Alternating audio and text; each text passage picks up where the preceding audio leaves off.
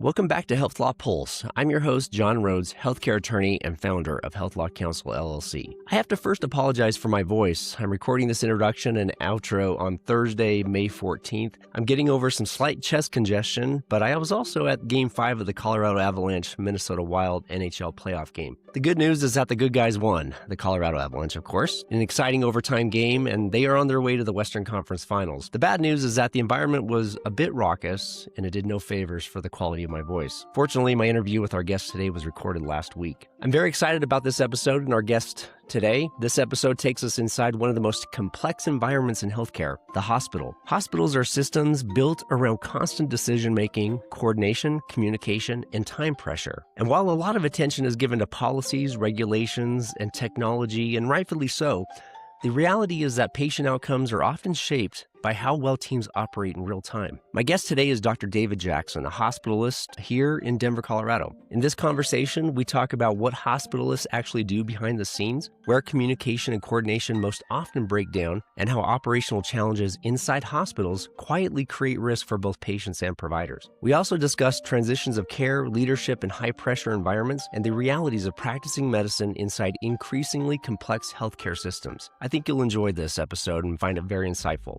This is Health Law Pulse. Okay, Dr. Jackson, welcome to Health Law Pulse. Thanks for carving out some time and joining us today and giving us some great insight. I'm very much looking forward to this conversation. Absolutely. Thank you for having me. So absolutely, really happy to have you here. Dr. Jackson, I'd love just to start off telling us a little bit about your background, a little bit about yourself, and we'll just dive in from there. I'm a functional Coloradan, moved here when I was a young child, and then had a few kind of diversions on my way into medical school. So spent some time working in the theater and working as a rafting guide and Oh, getting wow.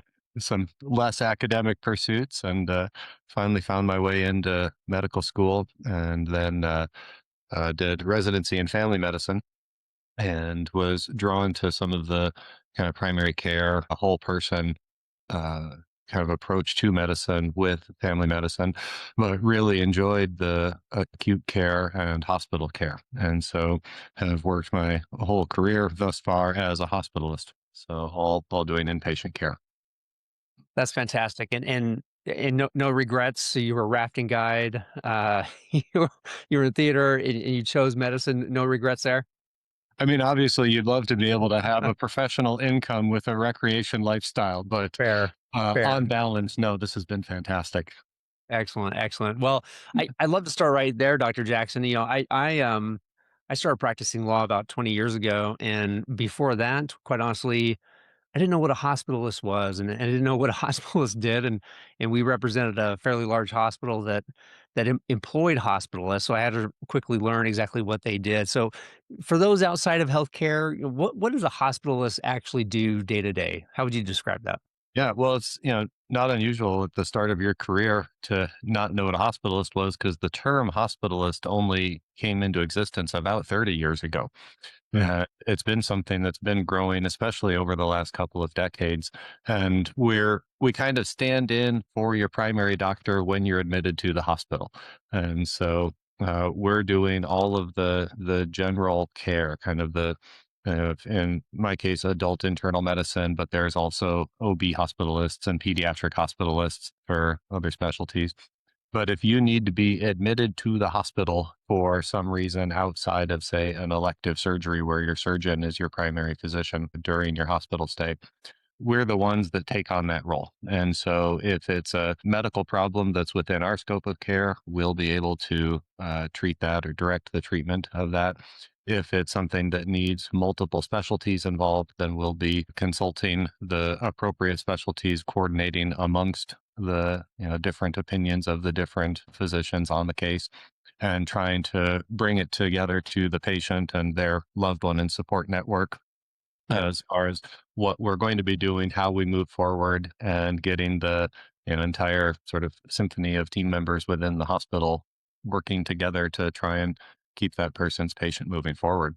It's been interesting. It's as hospital medicine has gotten more and more acute, people are getting more and more complex medical problems, and the care provided is more and more fast paced, the ability to have a private practice. So make morning rounds and then go to your clinic all day and then come back and check on your patient again in the evening really doesn't match the just never ending phone calls and communication that we do through the day. So having somebody based in the hospital where that's their whole job ends up being pretty beneficial.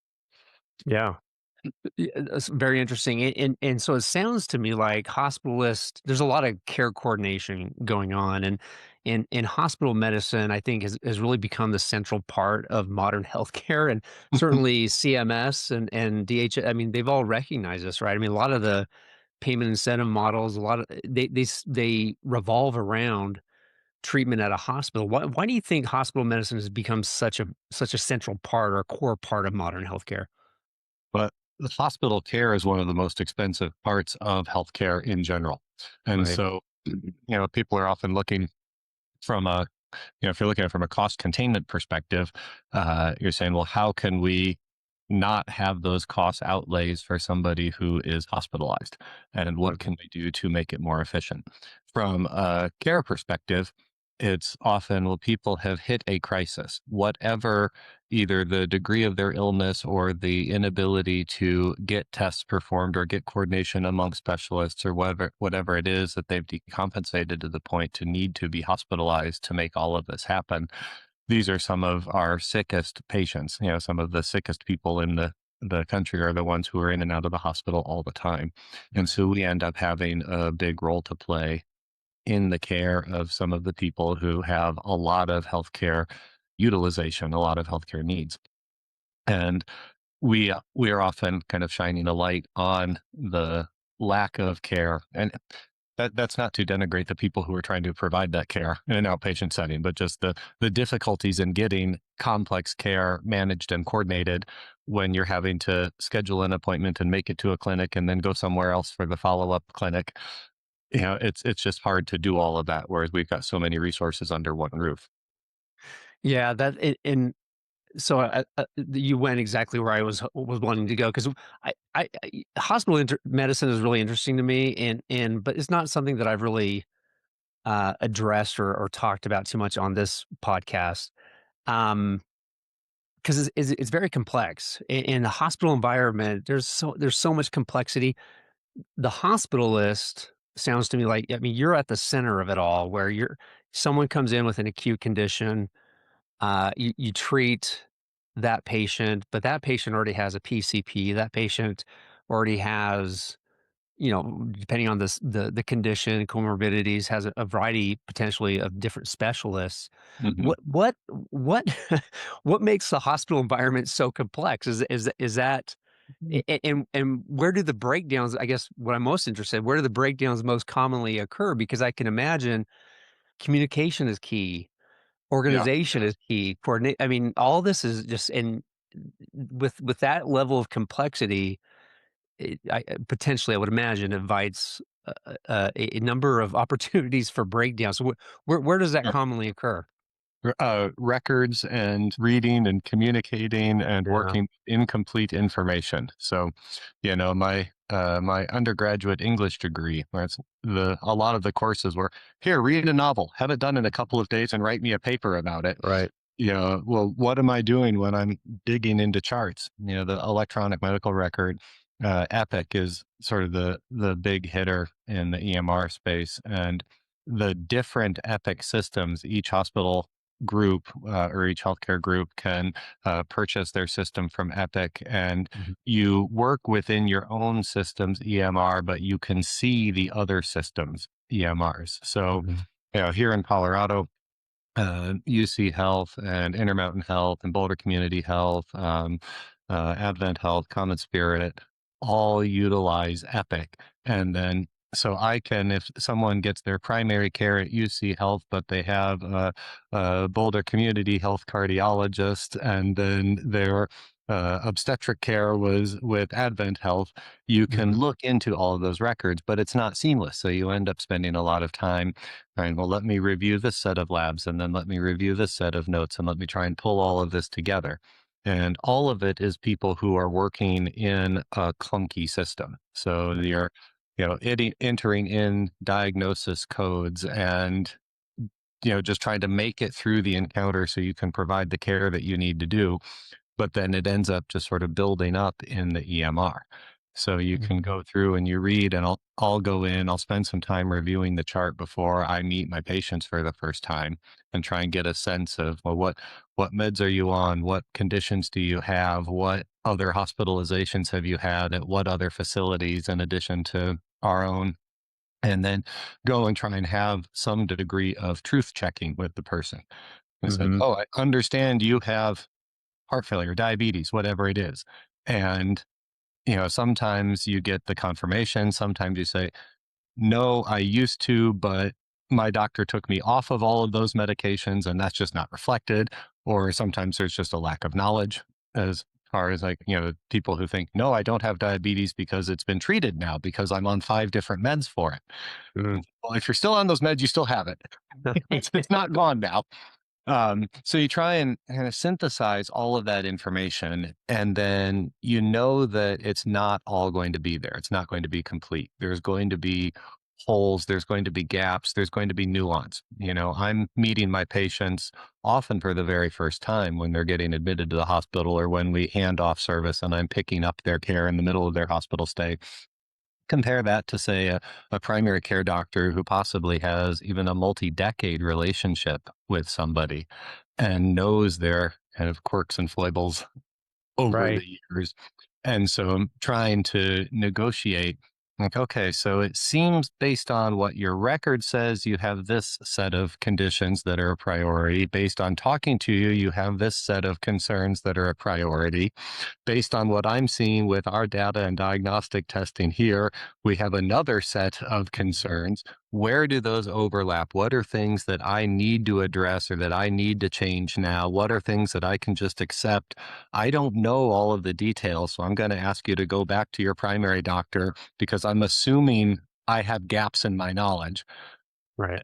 As far as, what is your nuance, your history, all those things. So what do I need to do now? What is something that, you know, I have a pretty good idea. I have a strong opinion on what you should do, but go talk to your primary doctor because they might actually know more than I do or have a completely different take on this. Is this something they teach you in medical school? There's a lot Sort there's a of. lot of coordination going on here. That idea of to take the history, get the background data, synthesize it, that's all taught. But some of the how do you then apply that to a particular person Right. is one, it's the practice of medicine. You just keep trying to figure it out as you're working through day by day. Yeah, yeah, and, interesting on the EMR piece, I think a lot of the larger provider groups I've worked with, the national groups, they either have Epic or they have a pretty sophisticated way to integrate or speak to Epic, but not all PCP groups have that. And so you may have a patient that presents at the hospital. You're treating that patient. They have had a PCP for 30 years that has some antiquated Mhm. EMR. And does that happen? How often does that happen? And what sort of challenges or problems does that present? Frequently, and there's just a lot of unknown. Yeah. There's a lot of, we will spend several days caring for someone saying, well, I presume they carry this diagnosis because they've been prescribed this medication, even though they're uncertain and it's not ever stated or confirmed anywhere. And so there's an awful lot of sort of like, well, I think it might be the case, but Mhm. it's not actually central to what's going on now. We don't Right. need to change that medication, stop that medication, do something about it for what it was that brought you into the hospital. And then there's the ones that unknown does seem to be central to what's going on. And even then, you can say, okay, well, I'm going to make the recommendation because based on what I'm seeing, I think it was your blood pressure medication that actually caused your electrolyte disturbance that is what caused you to be confused and land in the ER. Okay, Mhm. so here's what I think you should go talk to your doctor about not taking this medication ever again. Right. Right. But but I don't know. Maybe they have a wonderful reason for why that's actually the best possible option for this particular person, of which I'm just unaware. And Right. so there you just sort of are left with an awful lot of uncertainty and making a recommendation rather than a strict thou shalt kind of dictate Mhm. for what they should do. So this is why I think what hospitalists do is so interesting because the way you've described it the last 10 15 minutes we've been talking is you have to operate on a lot of um you have to make decisions with a lot of incomplete information.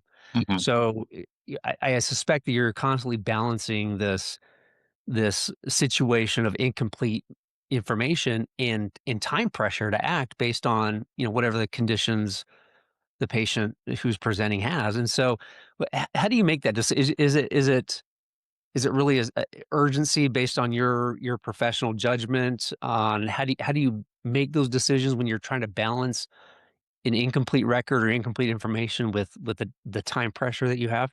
And I guess that, it really gets into, well, what's the condition? What is the emergency? And what Mhm. is the crisis? So if it's something that you need to respond, whether you know the answer or not, clearly you do it. If it's something that you could potentially cause more harm than benefit by responding and jumping into something before you actually have the result of the testing or the specialist consultation, then you wait. And Mhm. there's a lot of uh, data on what are the things that can hurt people quickly. So sepsis care. If Right. somebody is infected and is hospitalized with sepsis and you don't start their care quickly, you can definitely cause them harm. Or you can let the harm happen without intervening, I guess, more specifically. Right. Um, so we'll often initiate care while we're working to diagnose, whereas something, potentially, sounds serious and catastrophic like a cancer. Well, there's often a degree of slowness to that. If I respond now versus tomorrow, that's probably not going to make a big difference. Now versus 6 months from now clearly would make a difference. But do I need to start you on some, say, a medication or a treatment that could cause you harm today before I actually have the results of the testing back? That 1 day delay is not going to hurt you. And so it's really looking at, well, what are the things where the risk of doing nothing outweighs the risk of doing something? Right. And what are the times where the risk of doing something actually outweighs the risk of doing nothing? And you should just stand there. And that can Right. be very hard. Oh, I'm sure. I'm sure. When mistakes do happen, I'm sure they do from time to time. Is it commonly a communication issue, or what role does communication play in avoiding those mistakes? Um, yeah, they talk a lot about sort of the Swiss cheese model of Mhm. mistakes, and Mm. that you often have to have a number of errors line up to actually have a bad outcome occur. And so, as far as what type of mistakes happen, obviously the communication, we're talking about incomplete information, not knowing somebody's whole history, or that their, primary doctor had uh, carefully avoided a certain medication because they had seen problems before. We don't know that. We start them on that medication. They didn't remember that they had had problems before. Right. So that lack of knowledge can do it. There can be just errors. The wrong medication gets ordered, the wrong, wrong test gets ordered. And often there's people that catch that.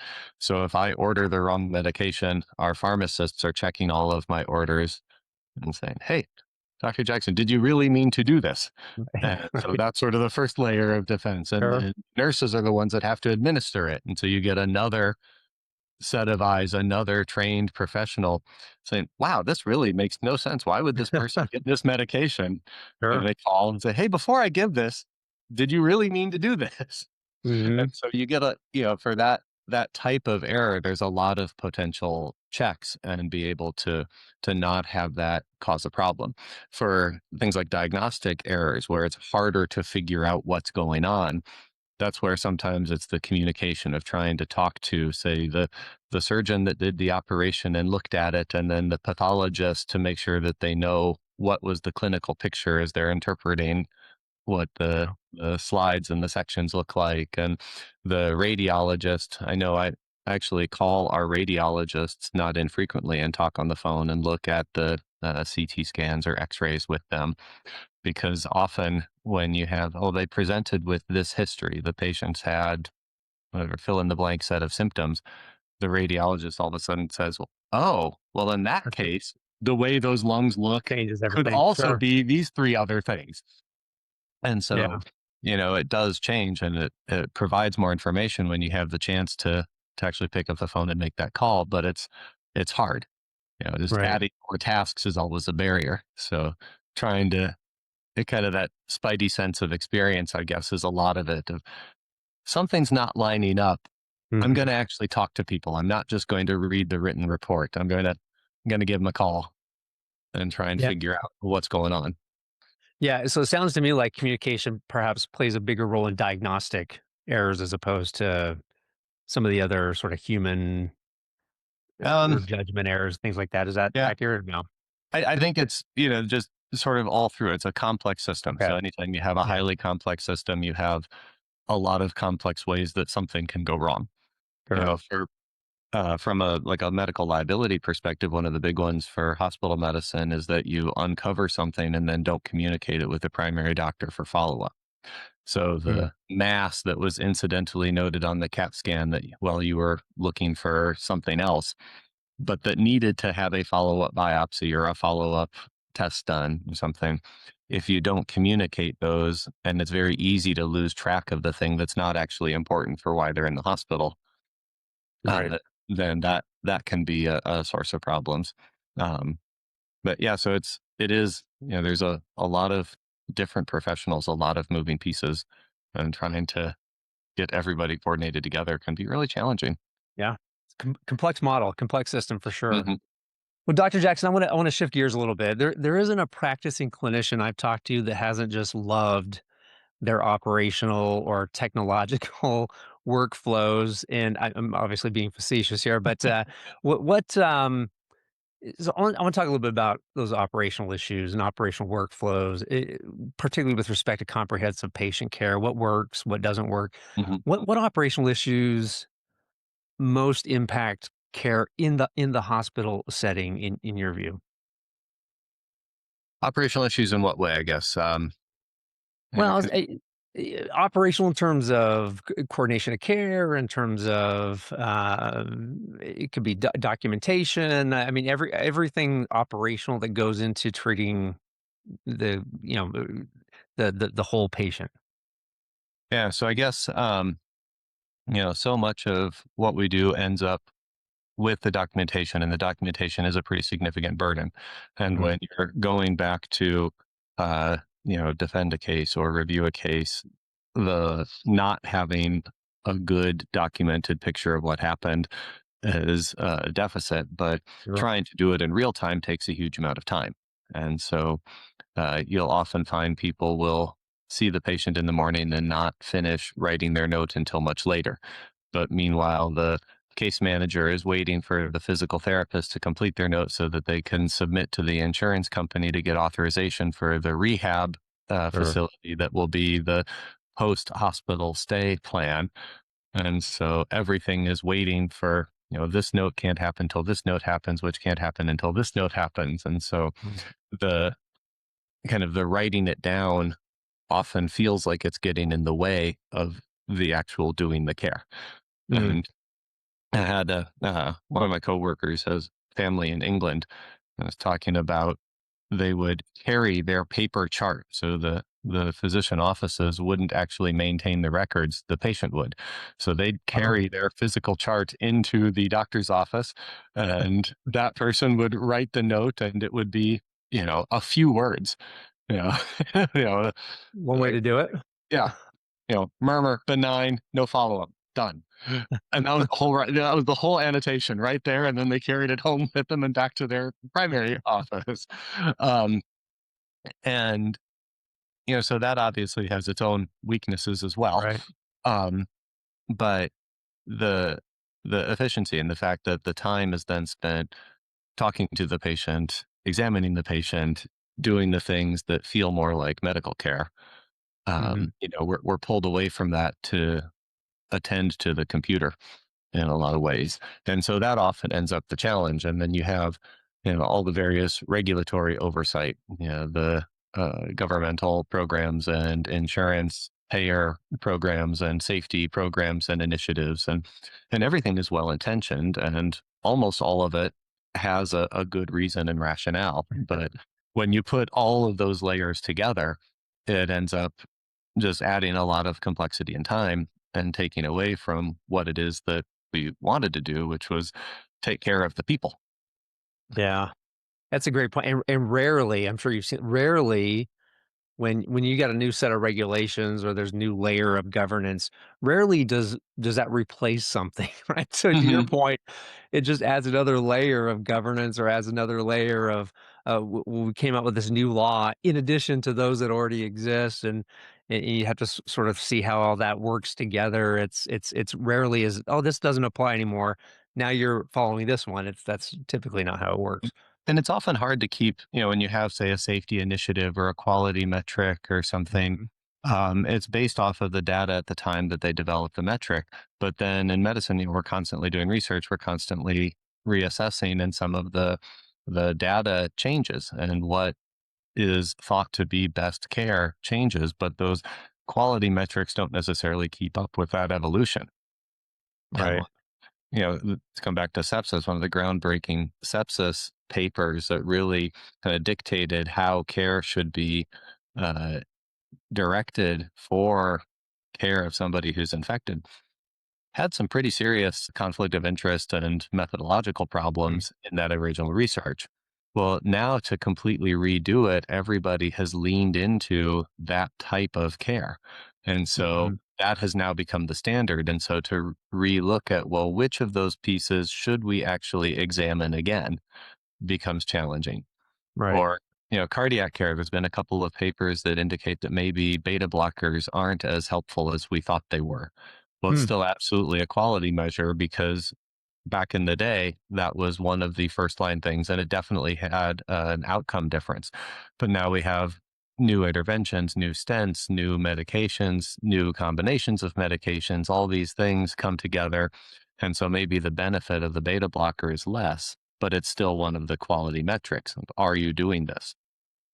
And Hmm. trying to do the study to prove that actually this is sufficiently not important enough to take it off of the quality metric Right. is really hard. Proving a negative is a more Sure. challenging thing to do, and so Right. it does just sort of build up in an additive manner. Yeah. No, I think that's exactly right. So I'm just curious, what is the right balance here? Because it's, I mean, you're right. There's got to be some middle ground between, a patient carrying around his or her own medical record that has very, cryptic, not cryptic, but very skeletal notes, Hmm. and just kind of the over documentation required perhaps by payers or governmental programs. What in a clinician's view, what is the right balance that doesn't overburden a clinician, so they have the time that they need to properly treat a patient Hmm. versus documenting for purposes of you know patient safety and proper coordinated care, and documenting that services were provided for payment purposes. Any thoughts on that? It's not an easy answer. I'm just curious if you have a point of view. Yeah, I think what we often find when we're reviewing charts is we're desperately looking for the free text portion that was put in by the Mm, provider themselves. So mhm, all of the auto imported templated garbage that bloats out the note into these multi-page monstrosities, and what mhm. you're looking for is the one line that that doctor actually typed out or dictated themselves. And so I think That's what does it, huh?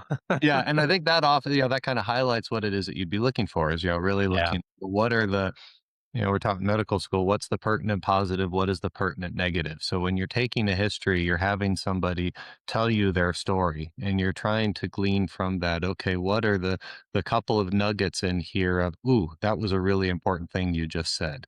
I'm going to make a note of that and follow up a couple clarifying questions and really know.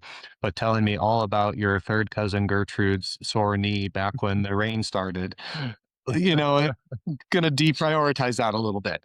And Fair enough. Fair um, enough. and so when you're looking at the documentation piece, it's can you manage to craft a note that highlights what are the couple of symptoms that brought them in? What are the couple of pertinent exam findings that support or refute the concern? And then what are you going to do about it? And what is your thought process for why that's what you're going to do about it? So that then the next person who picks up their care can see what they were telling the doctor before me was actually different than what they're telling me now. So that would be how they got off on that path that I think might be the wrong one. Right. But what they were thinking clearly makes sense for the information they had. Now we have more information and we're going to go off in a different direction. And so being able to see the kind of the thought process and the evolution of it, I think is the useful part of the charting. But when you go through and document that you met the quality metrics and did all of the required mandated things and included all of the codes and by Mhm. the way, I needed this extra thing because that increases my reimbursement from the insurance company if I don't include the specific language. Yeah, Right. but you've got to skim over all of that to see, but where was the one liner of Yep. what it was that person was actually thinking somewhere in Yep. there. All the condition codes and all this Mhm. stuff that, yeah, no, that's a great point. Dr. Jackson, where do you see the biggest risk points in hospital medicine? Um, so so historically the liability risk has always been in uh missed diagnoses or missed kind of what I call incidentalomas, things that get Mhm. found on a scan that turns out that is the cancer, but you didn't remember to tell anybody that there was a thing in there that then 6 months later when it manifests as the cancer and then you look back and say, oh, they knew about it and you didn't know to Right. do anything. Um, so that's from a liability perspective, that's been the answer for a number of years. I think the kind of the communication and information overload and interruption overload ends up knocking off train of thought and making it harder to actually have a well-reasoned plan and communicate well. So I think in kind of the day-to-day struggle and what it is we're working to overcome, it's that everything is beeping, everything is alerting, everybody is asking for your attention all the time. And what you really want is a few minutes to put your thoughts together and then 15 minutes to sit down with the patient and their family and try and explain that.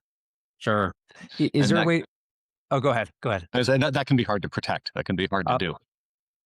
well, that's where I was going. So is that a risk that can be reduced at all? Because you probably have clinicians, APPs, physicians, nurses, as well as hospital administrators listening to this, and I'm sure that's the question that'll come up because that's really tough. So it's such a high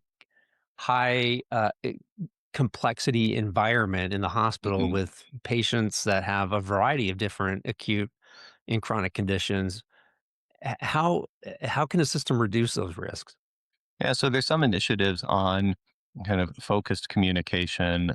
So looking at prioritizing, is this something that needs attention right now versus is this something that can wait? Mm, And if it can wait, how long can it wait? Is this mhm. something that needs to be addressed during daily rounds? Okay, we don't need to call in the middle of the night. We can Right. just pass it forward until daily rounds. Is this something that we can structure multidisciplinary rounds for a unit? So you have the physician, the case managers, the dietitian, the therapists, the nurses, all together to be able to bring forward concerns and actually have that communication all at one focused time. And that can be very beneficial. There's training for kind of messaging discipline. Yeah, there's a communication function within the EMR that will, send a notification to you every time there's a new message. It's sort of like, text message on your phone dings and that's another emoji or Right. whatever, which if you're, just in a text thread and it's a bunch of friends, ha ha ha, isn't this funny? But if you're actually trying to concentrate and this thing pops up, but it's not actually value added communication, Right. that just took you off of your concentration. And it takes a little bit to rebuild that concentration and get back to the task that you were doing. And so there have been in the literature some institutions that have been really proactive about that messaging discipline and Mm. focusing on kind of appropriate communication in an appropriate way, in a way that is less intrusive or kind of the right amount of intrusive. You know, Hmm. interrupting when you need to interrupt, having it come in on the back burner when that's an appropriate timing piece. Sure. And, that's one as there's so much turnover in the industry. There's people are moving jobs all the time. It Hmm. gets harder to really build that culture and that community for how do you work together as a complex team. Right. You build that culture, you build that trust with each other, you build those expectations, and then yeah, I mean retention's an issue, and then you have to Mhm. sort of start from scratch in some cases. That's a Mhm. great point. I want to look. I want to look forward, Dr. Jackson. And you've been practicing for some time, but how has and how is hospital medicine evolving from your perspective? Why the where is it going from here? There've Yeah. been a few trials, and they did some of this during COVID times, looking at the hospital at home model. Can we Mhm. bring people to your house rather than bring you into the hospital? Right. And so I think both from a comfort perspective, most people would rather be at home than be in a hospital. From a kind of a complication perspective, you're less likely to run into a problem of a complex system if you're in a simpler system in your home surrounded by caring loved ones, assuming you have a safe home with adequate caring loved ones to be able to do so. Um, and then bringing the medications, the nursing interventions, the physician assessments, bringing that to you in the home. And so I do think there's a lot of opportunity for that, and I think that it will probably continue to evolve so that people who are hospitalized are functionally in an intensive care level. And it's only to the Mhm. point that you're really needing a level of intervention that can only be provided in a building where everybody is right there and immediately available rather than Right. having to drive over to your house to see you. Um, you know, the technology piece is interesting, kind of what comes in the future. Right now, everything, well, AI is going to do it all. And I think there's sort of two problems with that in medicine. One is, I talked about how just messy the charts are. People are just putting in whatever diagnosis gets them through the visit to try and take care of the patient while putting as little time and effort into dealing with the computer as they have to be able to do the patient care that they want to do. And so I think the data in medicine as a result is sort of atrocious. There's Mm. there's just a lot of slop in the underlying data because everybody's just trying to make do and trying to work around the system they're in to be able to try and provide great care for the one patient right in front of them. And then you add into that, a lot of the studies have limited populations. And so, especially in geriatric medicine, a lot of trials don't enroll anybody over, say, 70 or 75 years old. Well, if you're 85 or 90, how does the result of that trial truly translate into your individual care? And one person's 85 is very different from another person's 85. You can have wildly Right. different levels of health and vitality. And so I think it's going to be a real struggle to have a lot of the protocolized and technology driven implementation of care without figuring out a way to individualize. And so I think that's going to be another challenge is how do you continue to put into context what are the kind of psychosocial relationships and priorities for the individual patient? How do they align with what does the big data say about what should be happening to their care? And so, there's been a lot of talk of personalized medicine from a genetic perspective. Oh, we're going to sequence your Mm. DNA and be able to know exactly what we need to do. And I think it loses that an awful lot of personalized medicine is more, who are you? What's important to you? What's Right. important to your family? how do you prioritize all these different things? And I think kind of our role in medicine is often going to be trying to interpret and navigate that discrepancy between, well, big data is telling us and the algorithm is telling us that here's what you should do, but why don't you tell me your story? And yeah, the words you said. So if you were typing it into a chat bot, the words would say one thing, but I saw when you teared up and I saw when your Mhm. shoulders shook. And that actually tells me something different than the words you were telling me. And how do you navigate those Yeah. discrepancies? We're not quite there yet where AI is detecting emotion. Is that what we're saying? Not accurately. Not accurately, right? But so I totally agree with everything you said. I mean, the hospital at home stuff. I mean, CMS recently extended that program. I can absolutely see that evolving. I think it's been fairly successful, and Mhm. absolutely can see a world in which that grows within the next 5 to 10 years. The AI stuff is really interesting to me as well, where I mean, look, I mean, it's pretty rampant right now in the radiology world. We know a lot of systems are using it for encounter notes, and there are some CDS platforms out there for clinical Mhm. decision support. But it's there needs to be a lot of governance around it, and there is. FDA has come out with guidance on what a CDS should do and shouldn't do, and um, but I agree. There isn't there. I don't think 2 days, 2 or 3 days pass by where I don't get a call or one of my clients don't raise some question about AI, whether it's their use of data or it's a vendor's use of data, or I mean, it is huge, and it's only growing in the next 5 to 10 years. I mean, my mind can't even comprehend probably where we're gonna be in 10 years with that. And at least right now, I know a big problem I have with it is that I think a lot of these AI companies and the clinical decision tools and radiology interpretation, they're sort of hiding behind the skirts of the individual license of the Mm. physician. So That's the fear. That's the fear FDA has, I mean, yeah, that's what and so when something goes wrong, when the computer tells you the wrong answer, whose fault is that? And I Mhm. think from a really legitimate liability perspective, it ought to be the corporations. And I think we really need to get liability law to align the fact that if you're having a corporation, if you're having an algorithm be the thing that's practicing medicine, well, that's where the medical liability lies.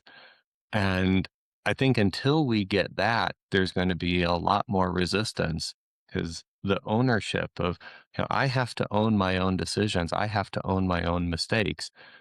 Does whatever AI thing, do they, are they held to that same standard? Right.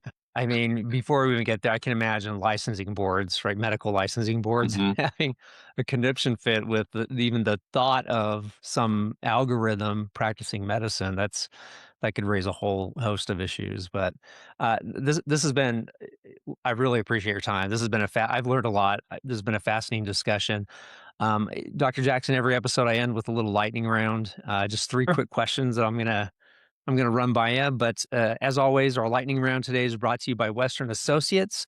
They specialize in high quality branded merchandise, things people actually keep and don't throw away. I'm actually wearing a Health Law Council branded quarter zip today. That is from Western Associates. So if you're thinking about upgrading your organization's brand through custom products, check them out at westernassociates.com. I will drop a link in the episode description as well. Okay, Dr. Jackson, one thing people misunderstand about hospitalists. Ooh. Um, this is supposed to be a lightning round. Where do we Yeah, even it's quick. I think I think that we know their whole backstory. So I think there's an awful lot of why are you asking me these questions? It's in the record.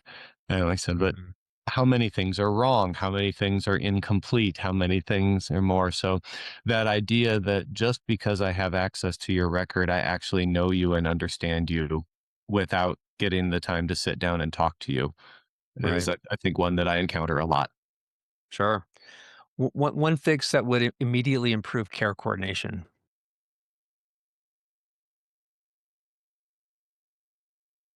So I mean, wave a magic wand. I think if we had completely restructured the entire payer structure in this country to prioritize primary care, you would end up, that would then snowball into more coherent care plans, more coherent communication. And when people arrived in the hospital with us, they would have a more linked network of specialists and providers that we could then pick up a coherent plan and run with it when they were in crisis. Like I said, that should be easy, right? Yeah, I love that response, and I honestly, from clinicians, I hear that all the time, and just that focus, the importance of that focus on primary care. I'm with you 100% on that. And finally, Dr. Jackson, book you're reading, podcast you're listening to, or show that you're watching. This is more for just my own curiosity, but we'll throw it out for everyone. Um, Boy, this is going to out me as an NPR nerd, since both the book and podcast. I'm reading the Planet Money book right now, Okay. and listen to the Planet Money podcast. And then another regular podcast is Marketplace, since I can almost never catch them in their mid-afternoon broadcasts. Right. So I pick up later in the day. I love it. There is nothing wrong with being an NPR nerd. I'm with you there 100%. I think that's great. Well, Dr. Jackson, I want to sincerely express my gratitude to you for your great insight, carving out some time in what I know is a very busy schedule, sharing your great insights with us today. I learned a lot about hospital medicine, hospitalist, care coordination, and I mean, you really educated on us on hospital medicine and the associated risk points. So I really appreciate it, and thanks all for tuning into Health Law Pulse. Take care. I appreciated this conversation with Dr. Jackson, and I want to thank him for his time. It was really interesting to me pulling back the curtain on what hospital medicine actually looks like day to day and the complexity that exists behind the scenes in patient care. A few takeaways that stood out to me. First, what looks like a clinical issue is often really a communication or systems issue. Second, coordination of care isn't just an operational concern. It directly impacts patient outcomes and safety. And third, many of the biggest risks in healthcare don't come from a lack of effort or expertise. They come from small breakdowns of communication, workflow, and transitions of care. Thanks again for joining me and sharing your perspective, Dr. Jackson, and thank you all for joining me on Health Law Pulse. At the end of the day, great healthcare depends not just on individual decisions, but on how well entire teams and systems function together under pressure. This is Health Law Pulse, and go Avs.